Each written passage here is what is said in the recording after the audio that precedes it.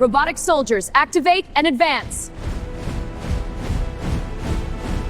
Princess Aelira of the Varelian Star Dominion was not raised to fall in love. She was raised to calculate fleet trajectories before she could fully read, to memorize battle doctrines before she understood poetry. The Dominion had ruled 12 systems for centuries, its living crystal ships shimmering like stars given form. War was not new to her people. Losing was. The Drathari coalition advanced with mechanical brutality, their mass-produced fleets grinding through border colonies one by one. Varelian ships were superior in elegance and coordination, but the Drathari outnumbered them 3-1. Projections showed the same outcome every time: slow collapse. Then the humans entered the discussion. Humanity was young, barely 2 centuries into interstellar expansion. Their territory was small, their fleet numbers unimpressive. No ancient bloodlines, no telepathic unity. Yet their borders were untouched. No empire openly attacked Earth, not even the Drathari. The High Council presented their solution in a chamber thick with tension, a political marriage to secure a binding military alliance with humanity. The proposed groom was Commander Elias Rowan, a soldier. Not nobility, not psychic, not even particularly famous outside Terran space. Aelira accepted before doubt could take root. If marriage to a human would halt the Drathari advance, she would make that sacrifice. The ceremony took place aboard a neutral orbital station under the observation of half the galaxy. It was more contract than celebration. Varelian luminescence met Terran steel-gray uniforms beneath cold starlight. Elias Rowan stood tall, calm, almost understated. His eyes held no arrogance, no fear. "Your Highness," he said simply. "Your commander," she replied. The vows were brief, the alliance sealed. Within 12 hours, Drathari fleets paused their assault. Within 24, they began withdrawing from contested sectors. Across military channels galaxy-wide, activity slowed to an uneasy quiet. No empire moved. At first, Aelira believed it coincidence, strategic recalibration, temporary caution. Then she transferred to the Terran flagship Resolute and began observing humanity directly. Their ships were not beautiful like Varelian constructs. They were armored, angular, layered with redundancies. Every system had backups. Every backup had one beneath it. Engineers spoke casually about worst-case scenarios as if discussing weather. "You build expecting failure," Aelira observed during a systems tour. "You build expecting survival," Elias corrected gently. She requested access to Terran military history. What she found unsettled her more than any weapon schematic. Humanity had nearly erased itself multiple times before ever reaching space.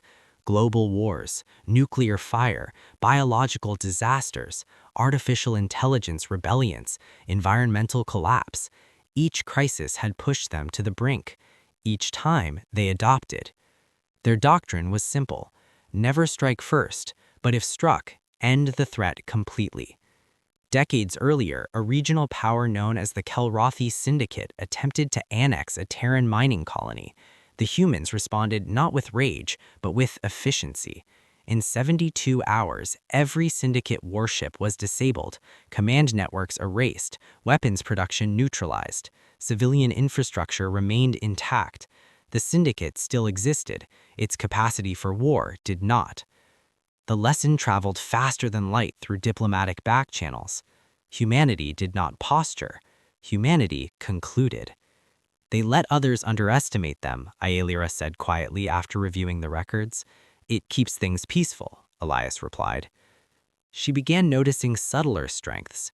Human crews laughed easily, even during combat drills simulating catastrophic losses. Soldiers trained relentlessly, but treated each other like family. Civilians volunteered for planetary defense without coercion. They were not fearless. They were resilient. The test came sooner than expected. A rogue Drathari warlord, furious at the coalition's retreat, mobilized a splinter fleet toward a vulnerable Varelian system. clearly betting that humanity would hesitate to escalate so soon after a diplomatic union. Aelira stood beside Elias on the bridge as warning signals flared. "If you respond too aggressively, the galaxy may unite against you," warned Aelira. "If we respond too softly, they'll test us again," answered Elias. He issued a single command: deploy shield wall. Terran ships moved with startling coordination, forming an interlocking defensive lattice around the threatened system, energy fields layered over one another, seamless and precise. The Drathari rogue fleet fired first. Missiles and plasma struck the Terran barrier and vanished in redirected flashes of light. No immediate retaliation followed. Instead, Elias opened a channel. "You are engaging a protected system. Withdraw immediately. Further aggression will result in permanent military neutralization." The warlord laughed and ordered a second strike. This time, humanity answered. Drones launched in perfect synchronization, not explosive, not traumatic, precise. Within 4 minutes, every hostile ship lost propulsion, weapons arrays powered down, command vessels went dark, life support systems remained untouched. The rogue fleet drifted, helpless but alive. Total defeat, minimal casualties. Elias transmitted a final message: "This conflict is concluded." The splinter fleet surrendered. Across the galaxy, observers reached the same conclusion. Humanity could escalate infinitely, but chose measured finality instead. After that day, fleet movements around Varelian and Terran space decreased noticeably. Trade lanes reopened. Even distant empires adjusted patrol routes to avoid misunderstandings. Standing beside Elias in orbit over Earth weeks later, Aelira finally understood. "You could dominate the stars," she said. He looked down at the blue oceans of his homeworld. "We've spent our history surviving ourselves. Conquest sounds exhausting." She studied him, not as a political asset, but as her husband. "You married me to secure peace," she said. "Yes. And now?" "Now," he replied, meeting her luminous gaze, "you're not just an ally, you're ours." There it was, the core of human deterrence. They did not defend territory alone, they defended belonging. By marrying her, Elias had made the Varelian Dominion family. Any attack on her people was now personal.